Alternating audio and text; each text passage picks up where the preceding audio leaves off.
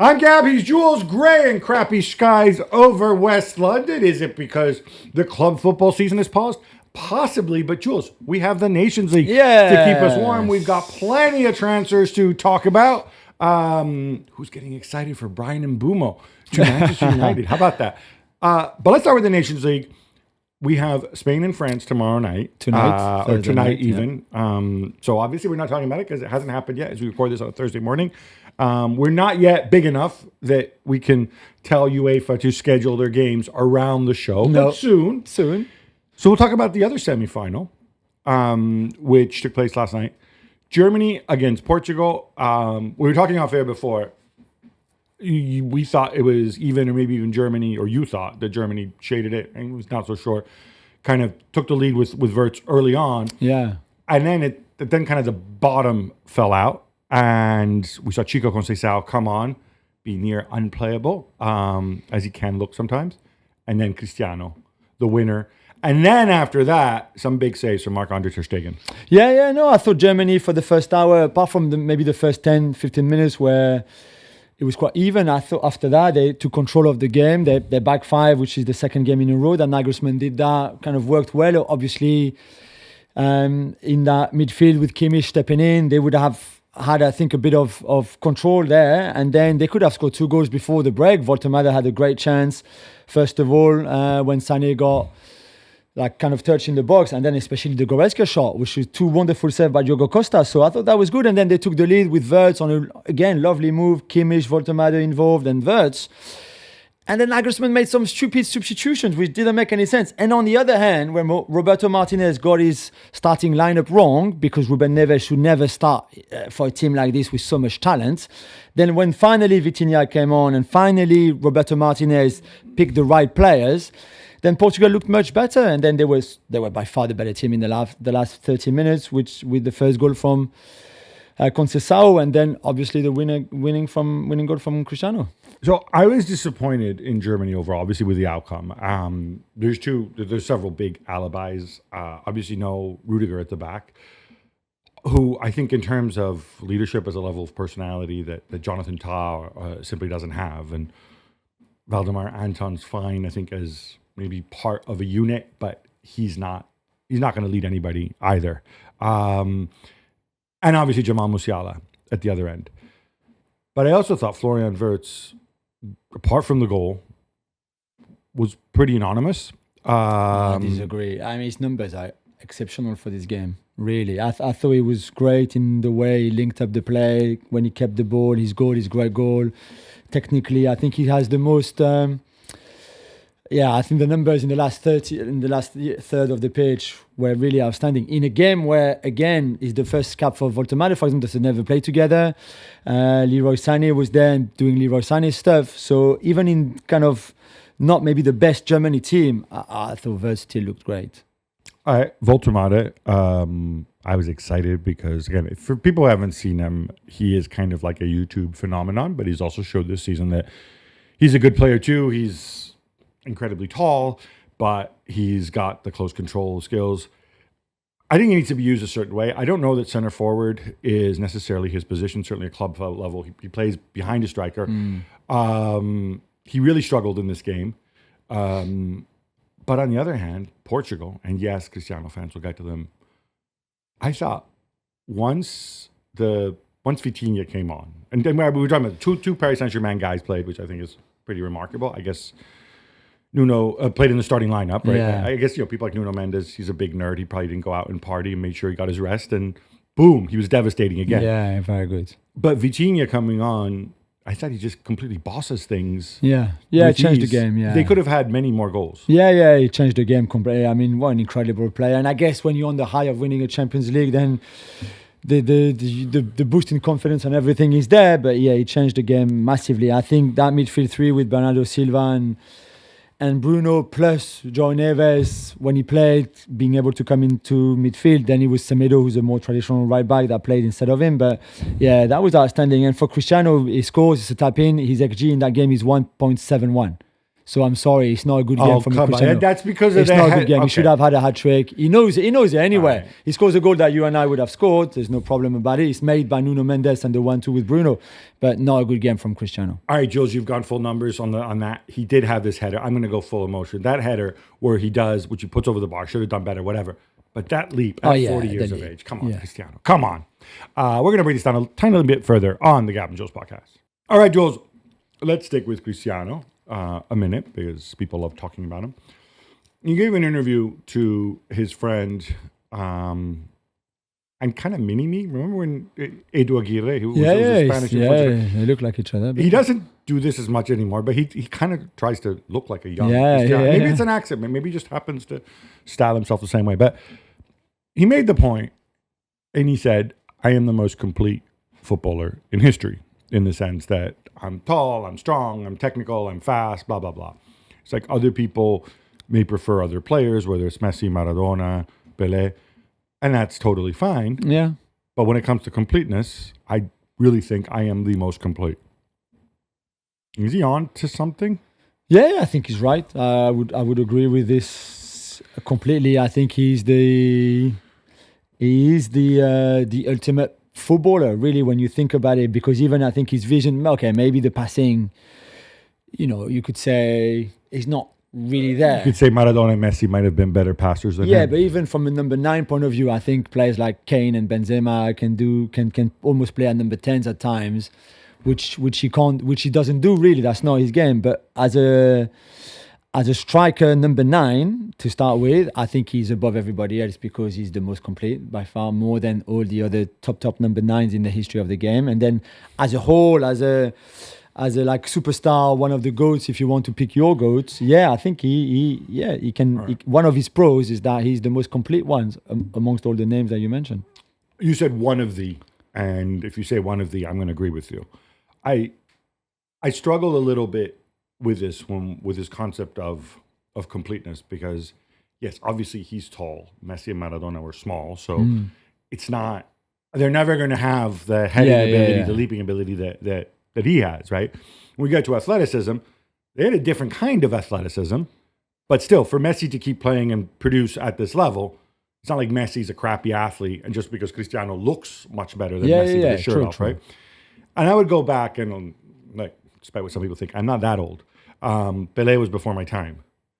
But from the highlights, from what contemporaries say, in terms of being a freak athlete, absolutely, Pelé was a freak athlete, completely. As well, especially at that time with less resources to be fit than you have now, right?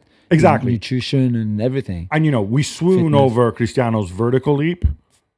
Go check out Pelé's goal against Italy in the World Cup final in 1970, and talk to me later about vertical leap. So you put these things together, and look, even older people might bring up Alfredo Di Stefano as a guy who could do everything. Absolutely, But leaving that aside, I think on the passing point, I think if we're going to make that part of the package, which, a center forward, if you play center forward, that's not necessarily part of your game. But then again, let's not remember, Cristiano spent most of his career playing as a winger. Yeah, absolutely. Where he was a phenomenal crosser of the ball. Yeah. But if we're going to talk about, perceptive passing and traffic and stuff like that, which we've seen Maradona and we've seen Messi do, probably not his forte. No, you're right. And again, yesterday, Nagelsmann after the game, I was watching the game on French television, the commentary from Lizarazu, for example, he was just in awe of Cristiano's fitness at 40, and I completely understand it, and Nagelsmann said the same. But again, I watched this Portugal team, and we go to the eternal debate: should he start? Should he not start? He will start anyway. So there's no point us having a debate and a discussion: should Cristiano start for Portugal? Because we know that Roberto Martinez is not going to take him out of the team. He will be there now for this final on Sunday night. He will be there for the qualifiers, most of them, you would think, and then he will start at the World Cup unless something happens and there's an injury or something, which we hope doesn't. So he will start. So there's no point me saying I would not start him. I don't know if you would or not, Gabby, but Martinez will start him, and Cristiano wants to start. I still think that this team will be better with another number 9, even a Gonzalo Ramos, who's not as good as Cristiano, who will never be as good as Cristiano. Because I look at him yesterday, and yet he scores the winning goals. But like I said, he should have had a hat-trick. His XG is 1.7 in a game like this. For a player of his caliber, 1.7 and you score one goal, it's not enough, obviously. And even all around in his game, it's still not there. And I think this team is so talented that somebody like him at 40, he would be 41 and a half at the World Cup. He had the last two major tournament where he didn't score a single goal, the Euros and the last World Cup, didn't score a single goal, had chances, could not convert them. You can't tell me that he's going to go to the US, Mexico and Canada in a year time from now, and we will all be there, and he's going to have like a top tournament. I just don't believe it. I would love to be wrong. I just don't believe it. It's funny because to me, the issue with Cristiano, well, two things are funny. One is when Roberto took over, everybody assumed since kind of the Rubicon, the dropping of Cristiano had already been done, right? The heavy lift from Fernando Santos. Yeah, in Qatar. We thought, in Qatar, in the World Cup, we thought, okay, Roberto will be empowered to go and do what he thinks is best, right? He walks in, Cristiano's already been dropped. You know, you're a new guy there. Yeah. To me, I have no doubt that he starts Cristiano because he thinks it's best for the team. Yeah, I agree. But I think of the impact, and it's limiting to you in different ways. I'll give you one obvious example, right? If Rafael Leao is fit and productive, for me, he's an automatic starter on this team. Issue, Rafael Leao defensively, wandering mind, right? We've said this all along. Yeah.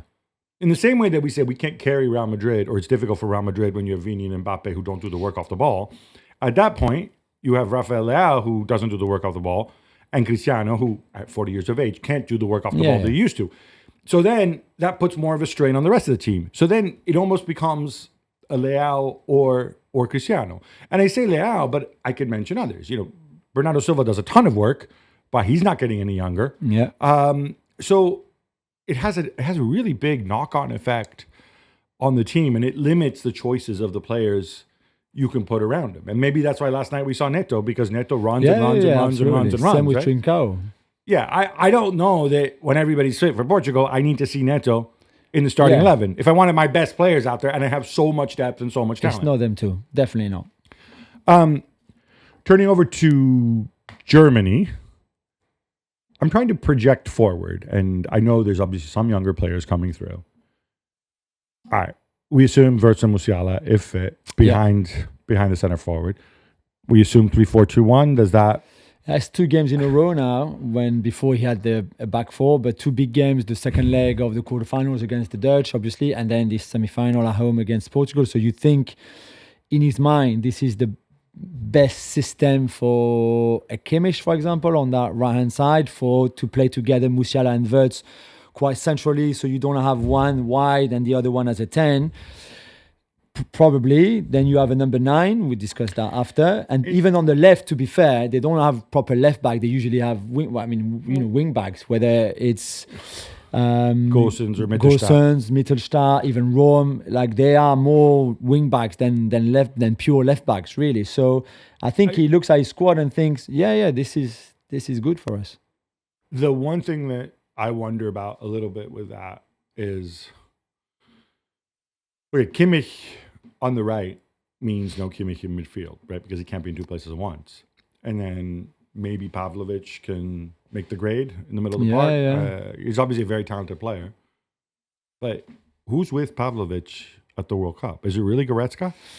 Yeah, that's a good point. I think Stiller can play. I would not mind a Stiller Pavlovic double pivot, because I think you've got enough of Musiala and Wirtz for the creativity, and then one of them can make run. Pavlovic can easily be the box-to-box guy, and Stiller, sitting. And I think that's very much the idea. You've got Pascal Gross, who's not obviously quite old now, at 33, but can do a job in terms of possession for the last 15, 20 minutes of a game. And even if you're behind, Goretzka can come on for 20 minutes and make those powerful runs forward too, a bit like what we saw earlier on in that game. I agree with you. I don't think Goretzka is good enough to start in a World Cup for Germany, but I think as a squad player, he's quite good. So if Stiller makes the step up, and Pavlovic as well, which is all on next season, because right now I'm not sure how much they're ready for it. What I see in Stiller, he's a defensive specialist in midfield. It's and quite passer. exciting, and he's a good passer. But he's more of like I see him more. I don't know. Maybe you can correct me, but I see him more as like a ball retention passer than necessarily like a creative passer. Yeah, he's a creative passer. But for him to find Musiala and Wirtz in between the lines is perfect. But if you're talking about 3 center backs plus Stiller, if you're going to play 3-4-2-1, then could you maybe look at gambling a little bit? Maybe you can put a winger on the left rather than, a winger who's willing to run himself, to work hard defensively. Especially because if on the right, Kimmich is just going to come inside and do the passing, right? I think with more time, and maybe we'll see this in the camp before the World Cup, assuming Germany qualifies, of course. Yeah, of course. Who knows? Who knows? How cool would it be if they... No, sorry, Germany fans. But yeah, it's a work in progress. The center forward issue is still a center forward issue because when the best on earth is there, he's still better than all these other people, right? Better, a bit different, of course. Fulkrug, blah, blah, blah. Klein Dice. Yeah. Tim Klein, come on. But at least they've got 4. There was a time where they had 0. So now they've got 4 and to pick from. Not all of them will make the squad, obviously.